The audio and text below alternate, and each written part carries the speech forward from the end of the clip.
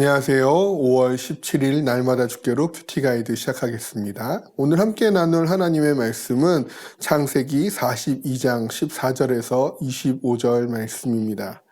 누군가를 용서해 보거나 혹은 누군가에게 용서 받아본 적이 있으신가요?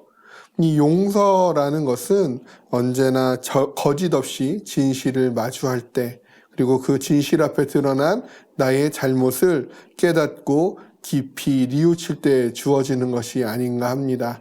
오늘 본문 속에서 요셉과 형제들의 모습을 통해서 진실을 마주할 용기를 결단하고 진실 속의 잘못을 인정하고 뉘우침으로 인한 그 용서를 깊이 묵상하는 이 시간이 되기를 원합니다. 관찰 질문 1번입니다. 요셉이 형제들에게 진실함을 증명하기 위해 제시한 방법은 무엇입니까? 15절과 16절에서 반복적으로 요셉은 형제들에게 진실함을 증명할 것, 너희 중에 진실이 있는지를 볼 것을 요구하지요.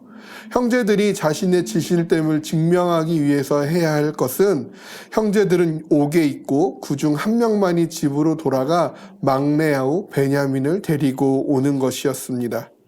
왜 요셉은 형제들에게 이러한 것을 요구했을까요?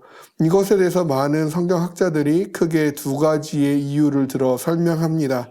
첫 번째는 요셉이 이 일을 통해 형제들로 하여금 자신을 팔아넘겼던 그들의 죄를 뉘우치게 하기 위해서였다라는 것이죠. 앞서 13절에서 총리가 된 요셉을 알아보지 못한 형제들은 그 요셉에게 또 하나의 아우가 없어졌다라고 이야기를 합니다. 또 하나의 아우가 없어졌다라는 것은 바로 요셉이 죽었다라고 표현한 것인데요. 자신들이 팔아넘긴 그 요셉 앞에서 요셉이 죽었다라고 그 진실을 덮고 있는 그들의 모습을 보여주는 것이죠.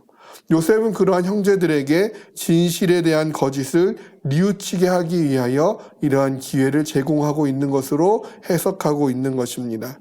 두 번째 이유는요, 자신의 친동생인 베냐민을 보고 싶은 그 절실함과 더불어서 후에 야곱을 비롯한 모든 가족들을 애굽으로 데려오고자 하는 의도가 있었다라고 해석을 하고 있습니다.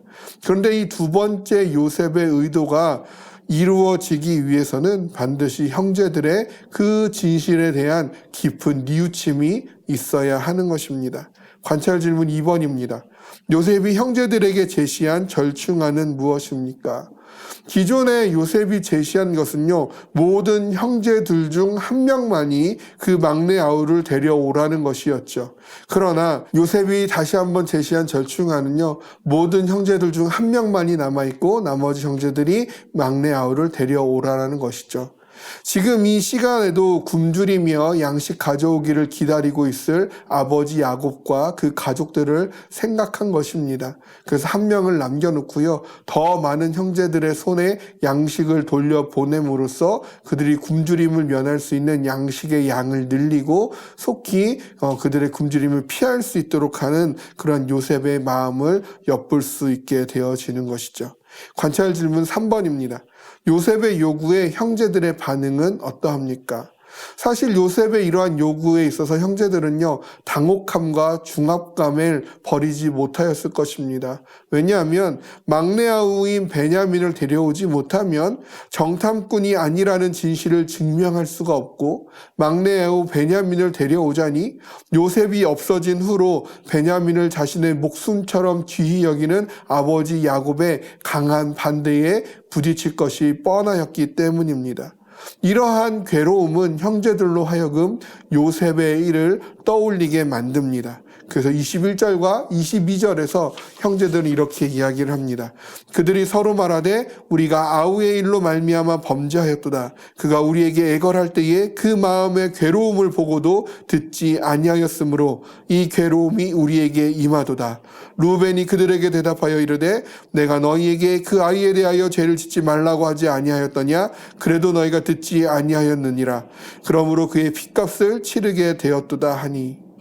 형제들은요, 이 모든 것이 자신들이 그 요셉의 애걸함과 그 괴로움을 무시하고 들어주지 않았으며 결국 그를 팔아넘긴 죄에 대한 대가를 치르는 것이라고 여기게 됩니다.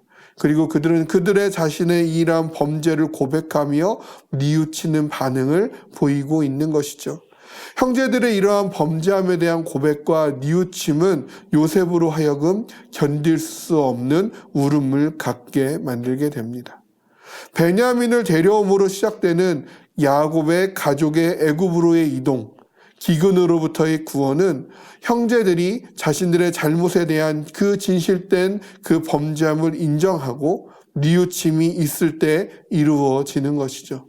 하나님께서 우리에게 구원을 허락하여 주셨습니다.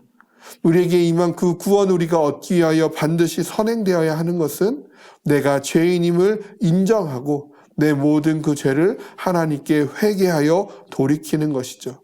그때 하나님은 우리의 죄를 사하시고 기억지 아니하시며 구원이라는 놀라운 감격을 더하여 주시는 것입니다. 내 안에 감추고 싶은 죄악된 것들, 나를 용서하기 위해 돌아가신 예수 그리스도 앞에 고백하며 다시금 나를 씻어 정결케 하시는 하나님의 은혜를 경험하며 사는 오늘 하루가 되어지기를 주님의 이름으로 소망합니다.